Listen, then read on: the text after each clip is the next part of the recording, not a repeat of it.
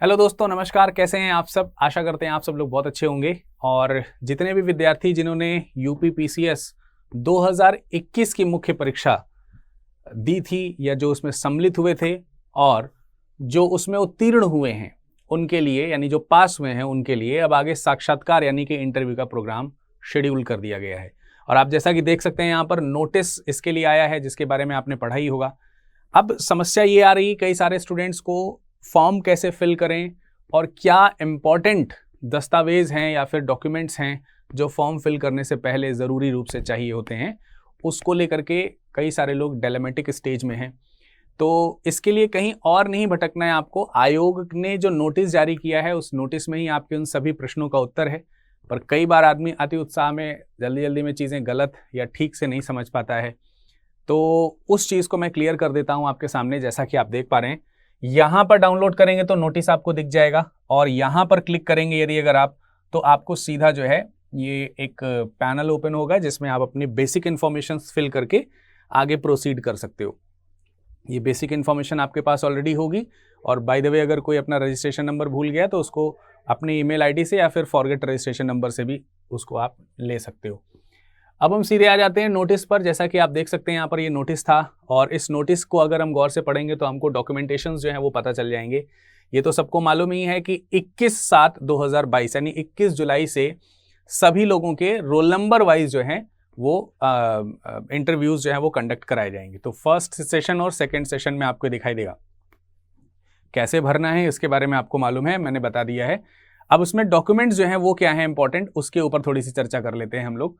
Documents में खास बात यह है, अगर आप देखोगे इसको तो आपको देखने को मिलेगा कि जो जाति प्रमाण पत्र वगैरह हैं, यानी अगर किसी के किसी प्रकार के कोई जाति प्रमाण पत्र हैं तो उसको अपने प्रमाण पत्र अपने अपडेट रखने चाहिए पूरी तरीके से। जरा देखिए यहाँ पर साफ साफ लिखा हुआ है, ऑनलाइन सबमिट करने से पहले एक फॉर्म का सेट डाउनलोड कर लेना है आपको।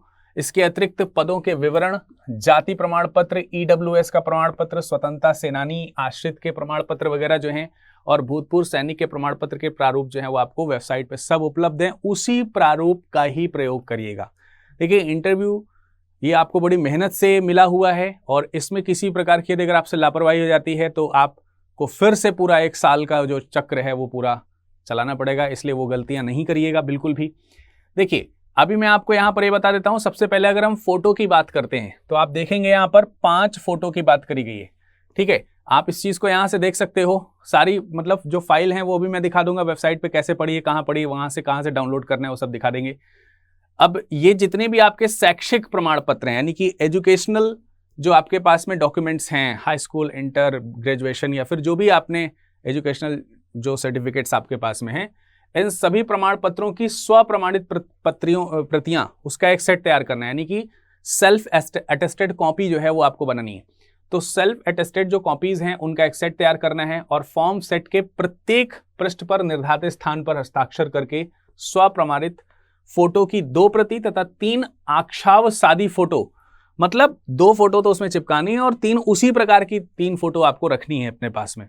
तो कुल मिलाकर के 5 फोटो है और ये नियत तिथि को प्रथम सत्र में पूर्वाह्न में 9 बजे एवं द्वितीय सत्र में अपराह्न में 1 बजे आयोग परिसर प्रयागराज यमुना भवन में पहुंचना है, सुनिश्चित करना है।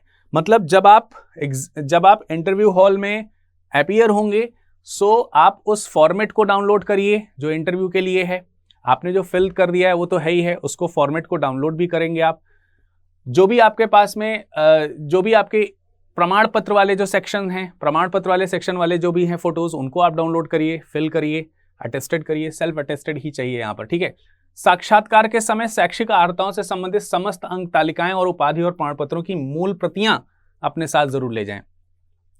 कई लोगों को लगता है डॉक्यूमेंट्स में हमने सेल्फ अटेस्ट करके तो दे ही दिया है, वहां ओरिजिनल ले जाकर के क्या करें।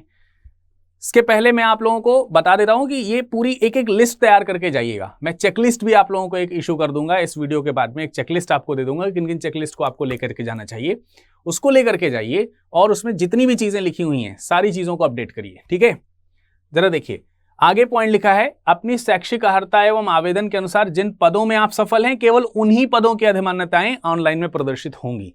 इसके अलावा दूसरी होंगी ही नहीं, वो ब्लॉक रहेंगी। आप देखोगे तो वो ओपन ही नहीं होंगी।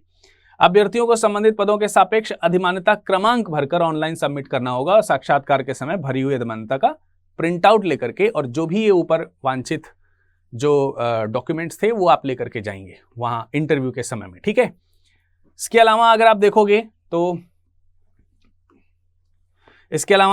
तो आपको यहाँ पर कुछ और पॉइंट्स भी देखने को मिलेंगे।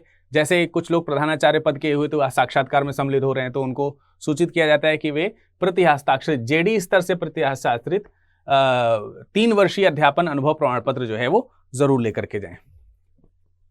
ठीक है, तो इस चीज का थोड़ा सा ध्यान रखना है। आयोग की विज्ञप्ति 29 मार्च 2022 के क्रम में अंतिम तिथि 28/4/2022 तक जमा कर दिया गया है। उसकी मूल एवं छायाप्रति साक्षात्कार के समय लेकर के जानी है। तो ये इंपॉर्टेंट चीज है जो आपको ध्यान रखना है। अलग अलग पोस्ट के लिए कुछ अलग अलग चीजें भी यहाँ पर दी गई हैं, तो उनका आप ध्यान रखें, उनको आप समझें कि हाँ ये चीज करनी है।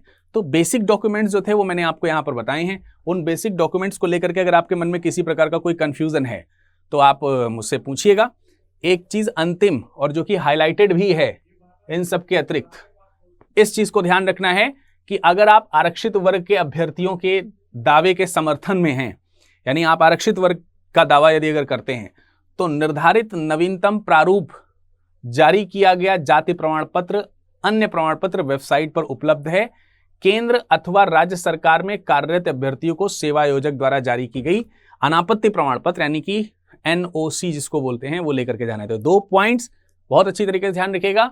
न्यू फॉर्मेट जो है वेबसाइट पे अपलोडेड, उसी फॉर्मेट में लेकर के आप सारी चीज जाएंगे। ठीक है, तो परीक्षा नियंत्रक की तरफ से ये अधिसूचना जो है वो जारी की गई थी और आप सब लोगों को मालूम ही होगा कि ये इंपॉर्टेंट है। कितना ज्यादा इंपॉर्टेंट है ये सबको मालूम ही है, क्योंकि ये मौके बार बार नहीं मिलते हैं किसी को भी। ठीक है, किसी को भी ये मौके जो है वो बार बार नहीं मिलते हैं। सो जस्ट एक सिंपल सा काम है यहाँ पर कि आप ये जो पॉइंट है इसको आप ध्यान से जो है पढ़ करके जाइए और कुछ नहीं करना है। सिंपली आप इसको ध्यान से पढ़ करके जाओगे तो सारी चीजें स्पष्ट जो है वो समझ में आ जाएंगी। ठीक है, तो उम्मीद करते हैं कि ये जो पॉइंट्स मैंने आपको बताए, ये जो पॉइंट्स मैंने आपको समझाए, ये सब समझ में आए होंगे आपको क्लियरली। ठीक, ये सारे पॉइंट्स जो हैं वो आपको क्लियरली समझ में आए होंगे। और अब हम लोग जो है कोई डाउट है अगर आपके मन में तो आप उस डाउट को हमसे पूछ सकते हो। ठीक, कमेंट सेक्शन में कमेंट करिएगा, मैं आपको उसका आंसर प्रोवाइड कराऊंगा। Best of luck for your interview section and session. Thank you.